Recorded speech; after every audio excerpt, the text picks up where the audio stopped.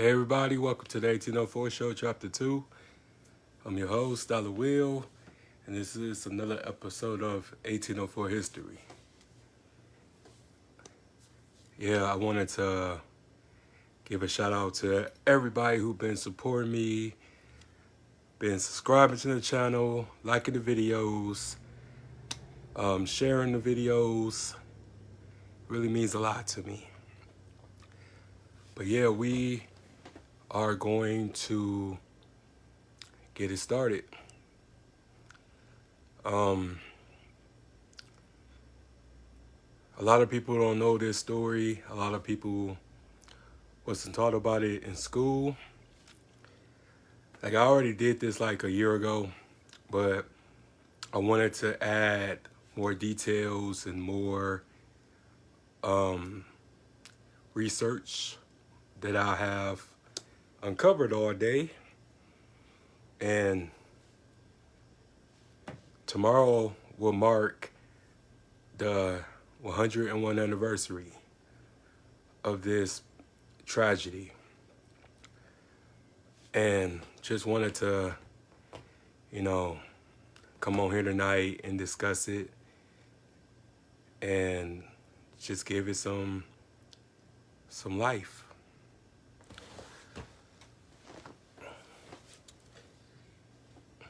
Being from the hood, you never hear about a Black Wall Street.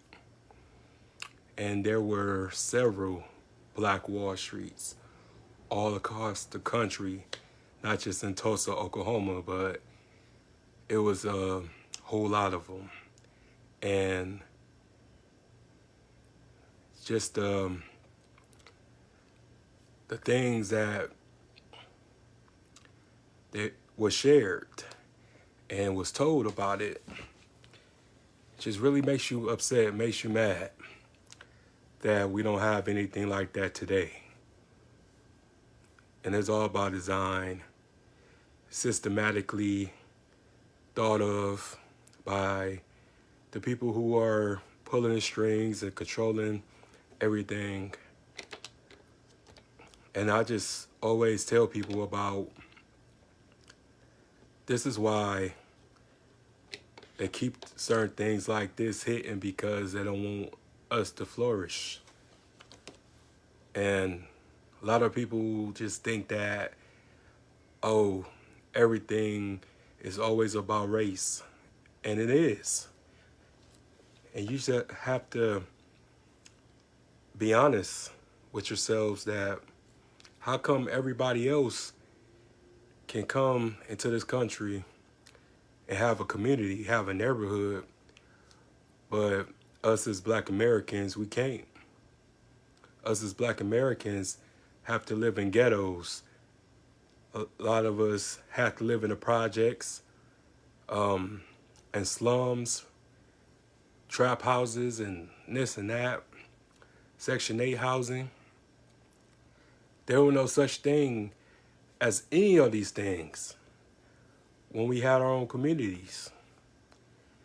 And it just really hurtful knowing that not even the people from Tulsa, Oklahoma knew about this story, because it was swept under the rug out of fear that it may happen again if it was ever talked about.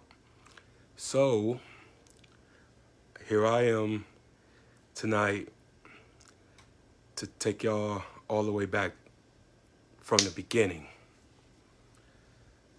So in 1921, it was a street called Greenwood, District. And to all my Saginaw folks, let me paint a picture for y'all. Just imagine if Buena Vista was like Las Vegas or Beverly Hills, or like the extravagant, luxurious properties or area that you have ever seen. And these people had 200 businesses. And it was like so huge, so big. I mean, you had like so many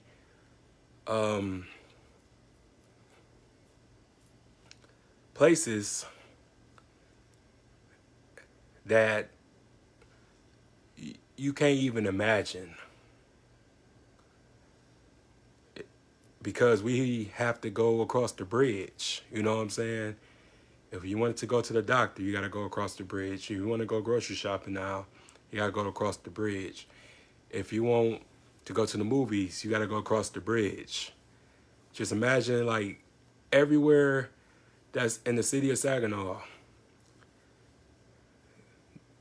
and all the places that you go in the city of Saginaw,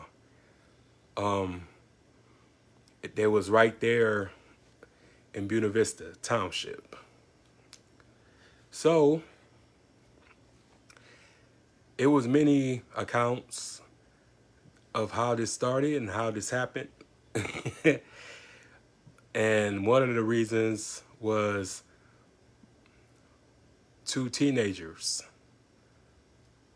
Pretty much that afternoon, it was a 19-year-old kid by the name of Dick Roman. He was a shoe shiner, and he worked at a hotel. And he was pretty much was elevator operator. And also it was a 17-year-old girl by the name of Sarah Page, who was just a regular guest. And they encountered each other in the elevator. And while the elevator was either going up or down, it was some type of movement, which Dick ran into Sarah on accident. And she screamed. And he pretty much freaked out, and he hurried up and ran. So a nearby store clerk came to her aid, was like, "What happened? Are you okay?" And she said, "No, I'm not okay. A Negro tried to sexually assault me." So news spread like wildfire, and it was all over the newspapers before nighttime. And a white mob formed. And here's the thing, is like every time when it was an issue, out of to be a black man and a white girl, these people will gather in mobs and droves, and to make sure that he was setting an example. And Dick was arrested later on and taken to the county courthouse. So while he was in the courthouse, the mob talking about, we need to lynch him. And once news came to town about him being lynched, World War I veterans assembled and became his bodyguards to make sure that Dick wasn't going to be taken to be lynched.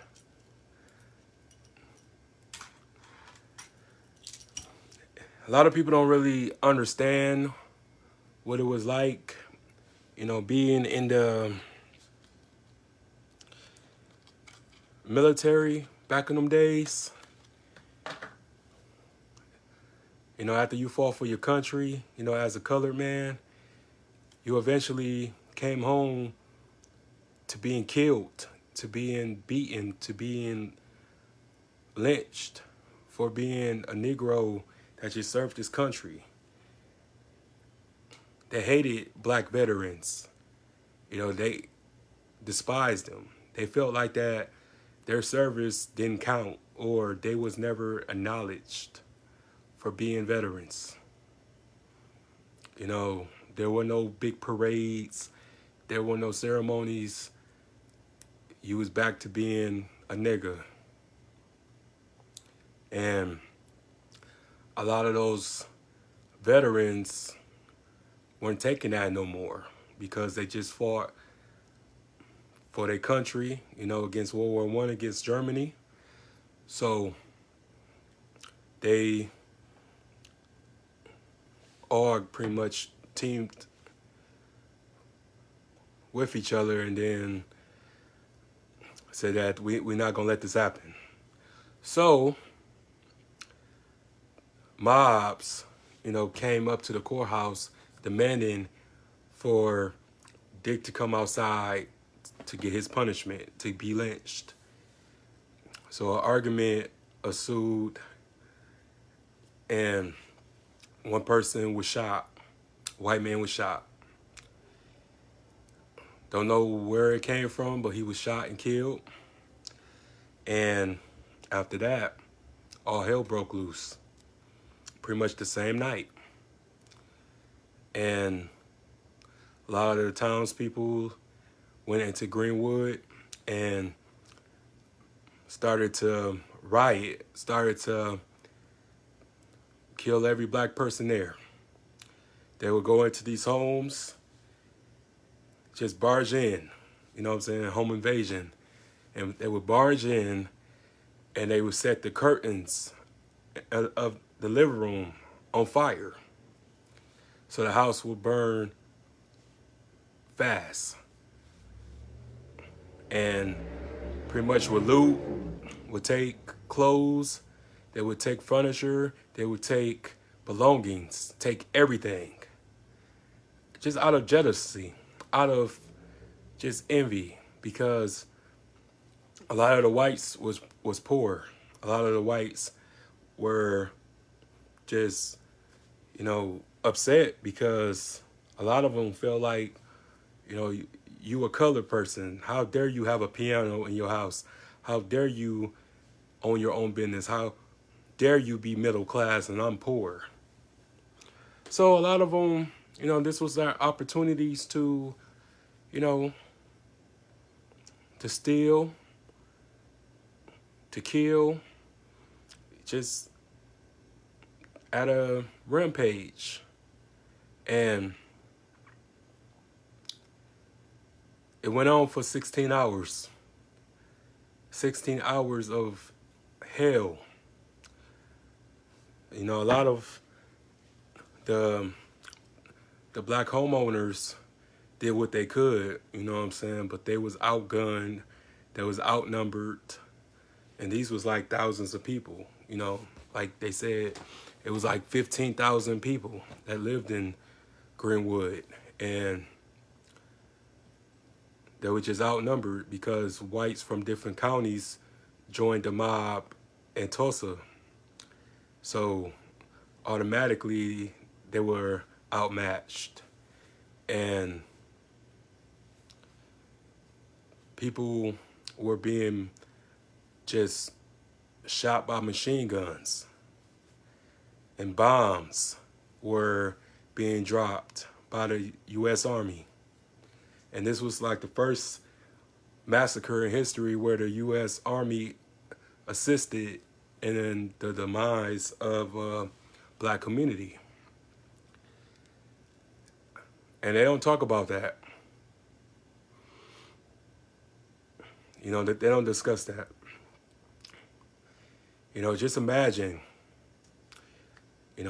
talking to my Saginaw people, just imagine if the National Guard or the U.S. Army, the military, came and bombed BV, bombed the north side, bombed the south side. And it was nothing that you could do. And they was apprehending people, taking them to camps, detention centers, where they was considered refugees. You know, they was considered nomads and a whole bunch of shit. And it was also declared martial law. And the military came, but the military assisted with the white mob, so technically the black residents weren't protected. They weren't helped. They were practically on open season. Men, women, and children were being machine gunned down. So it just be pissing me off just how nowadays, over 100 years later, nothing's changed. Only thing that has changed is the intensity of the gender war. You know, who have it the hardest, men, women, but they ain't shed no expense on that ass. Like, if you was black, it was over for you. And the sickening part was that they will tie dead bodies onto the bumper of cars, and they was driving like those bumper car decorations or whatever. You know, when somebody got married, they was driving down the neighborhood with people like that. Everything from movie theaters, doctor offices, churches, restaurants, grocery stores were destroyed. And today, equivalent would be $20 million in damages. So, a lot of those people, after everything was over, you know, they try to go back and rebuild. And it was laws that was passed to make sure that didn't happen. So the mayor and the governor issued a new law called the Fire Code. So that prevented a lot of the Negroes from building their businesses and establishments all over again. Nobody went to jail. Nobody were arrested or apprehended for these atrocities. And you have all these people that just claim that it didn't happen and this and that, but a lot of the families were scattered all across of Oklahoma. You know, they had to go and live new areas and new states, and so Black Wall Street was never the same. So years later, everybody didn't talk about it. And just imagine something like that happening, and then you see a white person with your coat, you see a white person with your purse, you see a white person with your clothes and your belongings, and you couldn't claim it. You had to let it go. So today in Greenwood, you know, they still trying to get the reparations from the massacre, and the city built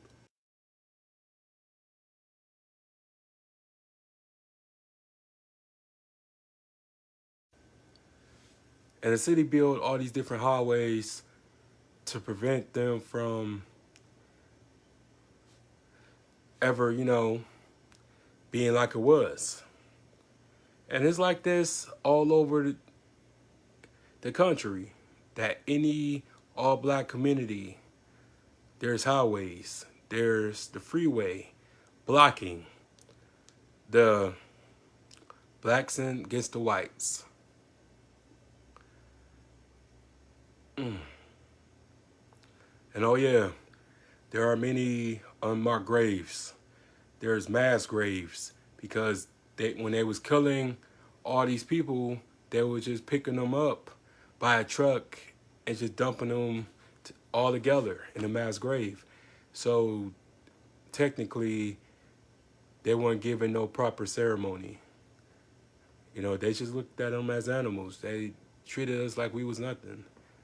But yet, every time when we try to do something for ourselves, it gets blocked. We get killed. Our towns, our cities gets destroyed. All because of the fact that every time when we have our own communities, we always did it better. It was several millionaires in Tulsa, Oklahoma, in the Greenwood district, but they had to leave.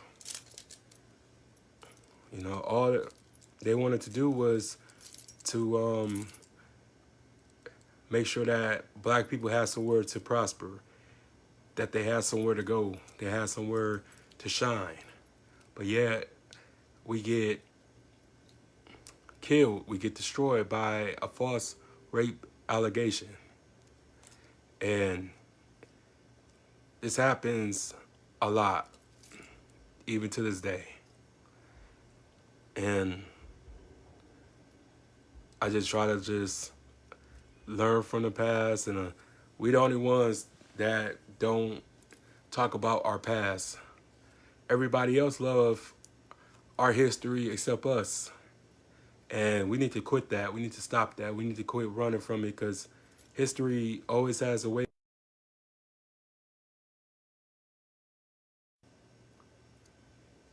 And I just want people to understand that we owe ourselves to our ancestors who passed, who was killed, who was assassinated over dumb shit. We got to make sure that we carry on the torch, that we work hard, and that we are able to build something for ourselves again. That's why I always say integration hurt our people. When everything was segregated, you know, we was better off. We was doing great things for ourselves. And I don't ever want to hear anybody saying that we're lazy or that we don't want to do nothing and this and that. When every time we try to do something, y'all took it away. Y'all killed us. Y'all destroyed it and buried it. And now I just want for my people to know the story so we can learn how to love each other, take care of ourselves, take care of our children. Because at the end of the day, the children are our future. But yeah, guys, that's the end of the story. That's the end of the episode. But yeah, it's just a sad story. Breaks my heart every time I hear about it, I watch it. And we need a movie. We need a real movie about Tulsa, Oklahoma. So, again, like, comment, subscribe to the YouTube channel, the 1804 History, and 1804 Chapter 2. And I'm out. Peace.